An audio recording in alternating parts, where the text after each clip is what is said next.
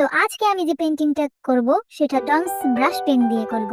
আর আজকে খুব ইজি একটা বহু পেন্টিং করে দেখাবো আপনাদের, যেটা খুবই ইজি একটা পেন্টিং, আপনারা যে কেউ চাইলে এটা রিক্রিয়েট করতে পারবেন। তো প্রথমে আমি ব্রাশ পেন গুলো দিয়ে যেখানে যেখানে কালার করার দরকার সেগুলো করে নিচ্ছি। আমি এখানে তিনটা কালার ইউজ করেছি, হালকা pink colour, blue and yellow colour.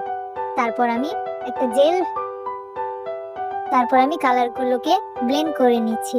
আপনারা দেখতে পাচ্ছেন এখানে খুব সুন্দর করে কালারগুলো ব্লেন্ড করে নিতে হবে। তারপর আমি একটা জেল পেন দিয়ে কিছু রোজ টাইপের ফুল আর্ট করে নিচ্ছি। আপনারা দেখতে পাচ্ছেন আমি রোজ টাইপের কিছু ফুল আর্ট করে শেপ দিয়ে নিচ্ছি।